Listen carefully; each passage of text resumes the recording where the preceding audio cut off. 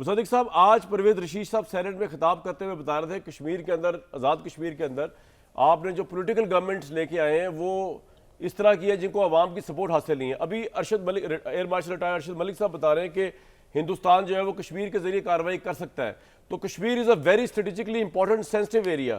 اس بارے میں آپ نے کچھ سوچا ہے کہ کشمیر کے جو عوام ہیں وہی ڈیسائیڈ کریں کشمیر کی ڈیسٹنی، جو آپ کی اپنی پارٹی کے سینیٹر آج فرما رہے تھے پرویز رشید صاحب سینٹ میں؟ جی بالکل. ہمارے ہاں ہم نے تو کبھی بھی یہ نہیں کہا کہ ہم کشمیری امنگوں کے خلاف چلیں گے. ہمارے ہاں جو کچھ غلط فہمیاں ہوئی ہیں اور جو پروٹیسٹ ہو رہے ہیں اس کے لیے وزیر اعظم نے ذاتی انٹرسٹ لیتے ہوئے ایک بڑی سینئر لیول کمیٹی بنائی ہے، اور آپ کو معلوم ہے کہ وہ کمیٹی وہاں گئی بھی ہے، موجود بھی رہی ہے، مسئلہ حل کر دیا وہاں پہ گفتگو بھی ہو رہی ہے. اور جی تو ہمیں کبھی یقین ہے کہ وہ جس چیز کا آپ ذکر کر رہے ہیں وہ معاملہ تو حل ہو گیا ہے اور ایک طریقہ کار طے ہے. اور اگر کشمیری چاہیں گے، ہماری آزاد کشمیر میں رہنے والے بہن بھائی، جن کی جو بھی مطالبات ہیں، جو جائز مطالبات ہیں، وہ پورے کیے جائیں گے. اس میں کوئی اف اینڈ بٹ والی بات ہی نہیں ہے.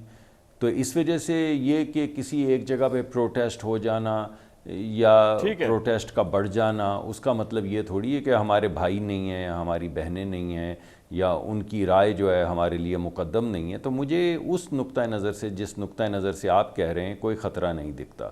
ہاں لیکن جو پہلے بات میں نہیں کہہ رہا، پرویز رشید صاحب کہہ رہے تھے آج سینٹ میں. بھٹی بھٹی صاحب جی میں بھی یہ کہہ رہا ہوں کہ ان کی رائے مقدم ہے. مگر ابھی جیسے یہ کہا جا رہا تھا کہ ویسٹرن بارڈرز کے اوپر غالباً یا تو احمد اویس صاحب میرے بھائی کہہ رہے تھے یا بھٹی صاحب کہہ رہے تھے، یا شاید انہوں نے کہا ہو کہ وہاں پہ تو وہاں پہ مجھے ہے خطرہ کہ یہ جو وہ آپریشنز کرتے ہیں، جو دہشت گردوں کو سپانسر کرتے ہیں، جو وہ آلریڈی کر رہے ہیں، جس کے نتیجے میں ہم نے فنڈنگ کے لنکس بھی ہمارے پاس موجود ہیں، کمیونیکیشنز کے لنکس بھی ہمارے پاس موجود ہیں، ہم وہ تمام ڈوسیئر جو ہیں گلوبلی پروڈیوس بھی کرتے ہیں.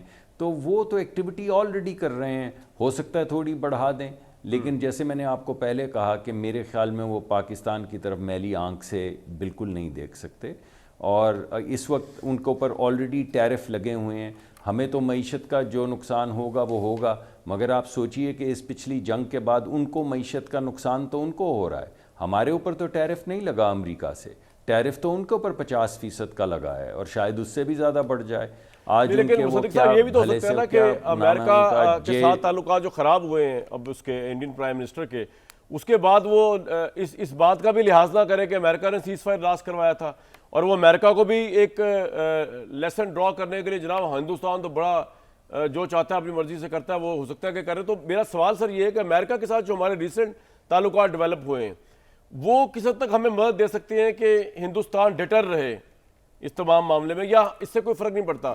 ہم نے اگر جنگ آ گئی تو ہمیں لڑنی پڑے گی، امریکہ کا کوئی رول نہیں، لڑیں گے تو صحیح، لیکن امریکہ کا کوئی رول نہیں ہوگا اس کے اندر ان آر فیور.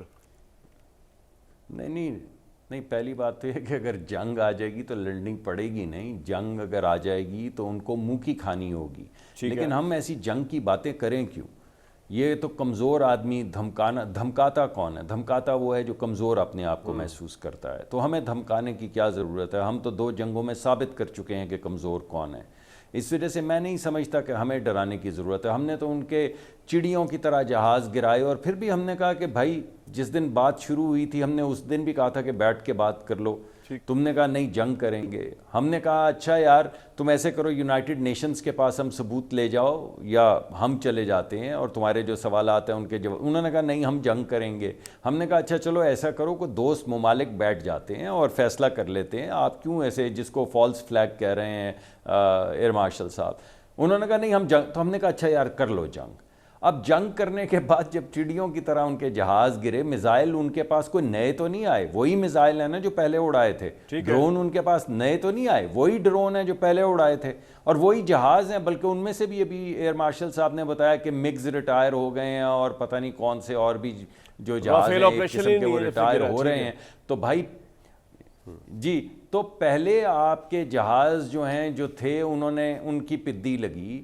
اب آپ کے کچھ جہاز ریٹائر ہو گئے اور آپ جنگ کرنے دوبارہ آ جائیں گے، ایسے نہیں ہوتا. تو میں یہ سمجھتا ہوں کہ یہ مصدق صاحب اپٹیمسٹک ہے، ایسا نہیں ہے کہ ہم کوئی میں جی لیکن ہم پوری تیاری میں ہیں بھائی، میں ساتھ میں یہ بھی آپ کو کہہ دوں، ٹھیک ہے، پوری تیاری میں ہیں۔ ایک سوال جس کا جواب مجھے نہیں مل رہا، نہ ہمیں خوف ہے نہ ڈر ہے،